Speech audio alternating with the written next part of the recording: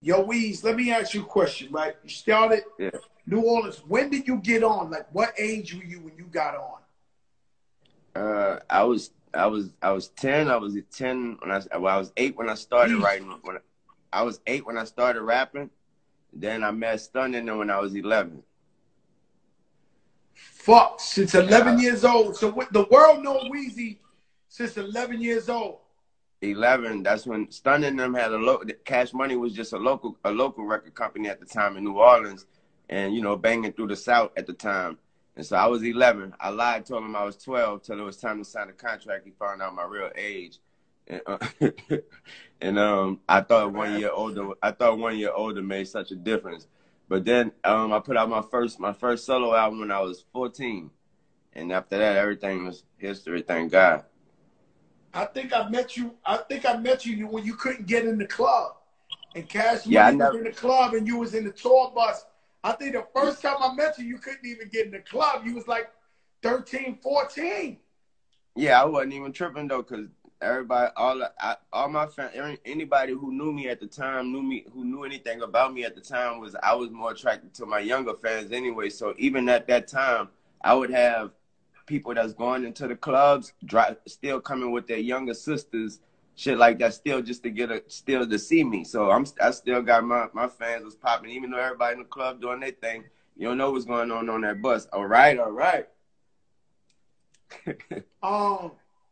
The shit is right. So when you was young, I remember hearing the story that you shot yourself by mistake. Yeah. How old was you when that happened, Weez? I was 12. And you just missed your heart by a little. 2 and inches. The reason I'm asking you that, because it was actually a cop who saved your life. True? It was very true. Cop named Uncle Bob. So he came through. He saved your life, right? What happened was this where I got shot at was the projects in my neighborhood. It was the projects in my hood. It was something like the projects. That's what it was. We didn't have a name for it though. With that said though, that was his area. That was his, that was where he worked at. He knew everybody in that area. He knew every kid in that area. Knew every parent in that area. So when he heard it come over his radio, he was just like, wait, what? What? That was that. He heard the shot. He heard the whatever the call come over his radio. So he was off duty. He took it upon himself to just come to He took it. Since he knew the area so well, he was like he wanted to see who the hell it was. So he took it upon himself to come through. And when he came through, he noticed I was still on the floor bleeding, and he noticed the cops was checking the house and rambling through the house. And he took real pride, and he was real upset in the fact that a young kid was still on the floor with a hole in his chest, and the cops jumping all over me, just going to look through the house. So he took it upon himself to pick me up, put me in his arms. He screamed at somebody to come drive the cop car. They drove the car. He sat in the back seat with me. He held me in his arms. He busted through the hospital doors.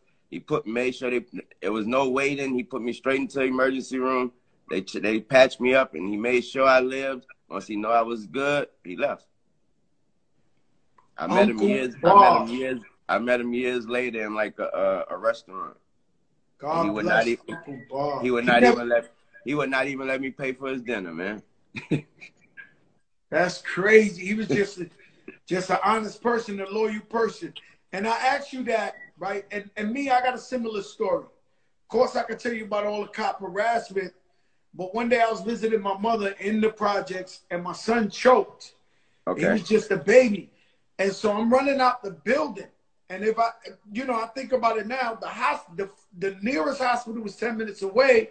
He would have died while I was driving him. So a cop car just had pulled up, and the lady cop jumped out and said, "What's wrong?" And I said, "My son is choking."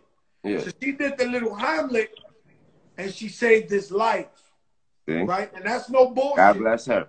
God bless her. And years later, I met her in the restaurant, and she said, "You know who I am?" And I said, "Who?" She said, "I'm the lady cop that saved your son's life." And I was like, "Oh my God." So you can't make this up. So now with us seeing this side of the law, and now what's going on now, what we see with Big George. Yeah. So you have a unique perspective. Very. What do you think about what's going on right now with this cop on Big George stepping on his neck and all that?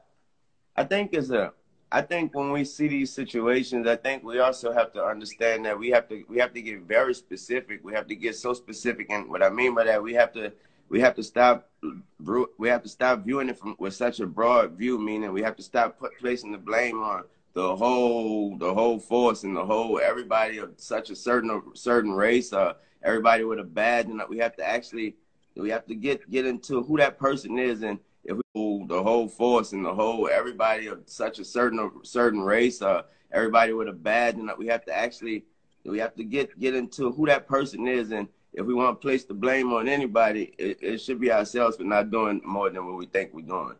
I mean, we leaving it at the reason why people always ask me, like, why you don't say this, why you don't do that, is because I mean, what else am I gonna do after that? Some people put a tweet out and they think they did something. Some people wear a shirt, they think they did something. I mean, what you gonna do after that? Did you actually help the person? Did you actually help the family? Did you actually go out there and do something? So if I ain't about to do all that, then I ain't about to do nothing. I pray for you.